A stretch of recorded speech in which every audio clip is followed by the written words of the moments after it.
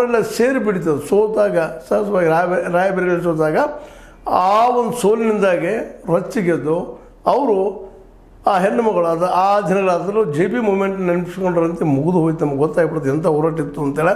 ಆ ಹೋರಾಟದಲ್ಲೇ JP ಅವರ ನೇತೃತ್ವದಲ್ಲೇ ಬಿಹಾರ ಆಗಿರ್ಬೋದು, ಗುಜರಾತ್ ಆಗಿರ್ಬೋದು, ಎಲ್ಲ ಕಡೆಗೂ ಏಕಾಲಕ್ಕೆ ಇವರ ದಮನಕಾರಿ ನೀತಿಯ ವಿರುದ್ಧ ಹೋರಾಟ ಮಾಡೋ ಜೊತೆಗೆ ಒಂದು ಏನಪ್ಪ ಅಂತಂದ್ರೆ ಇಡೀ ರಾಷ್ಟ್ರ ಎದ್ದಿದ್ದು ಅಷ್ಟೇ ಗಮನಾರ್ಹವಾಗಿದೆ ಅಂತ.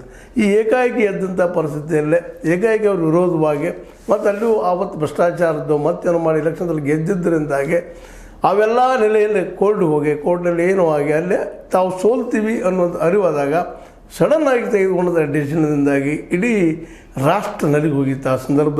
ಆ ಸಂದರ್ಭದಲ್ಲೇ ಜಯಪ್ರಕಾಶ್ ನಾರಾಯಣರ ಒಂದು ಹೋರಾಟ ಇಲ್ಲದೆ ಹೋಗಿದ್ರೆ ನಾವು ಇನ್ನೂ ಯಾವ್ಯಾರೋ ಕೈಯಲ್ಲೇ ಇವತ್ತು ನಾವು ನಿರಂಕುಶ ಪ್ರಭುತ್ವದ ಅಡಿಯಲ್ಲಿ ಇರ್ತಿದ್ವಿ ಏನು ಅಂತ.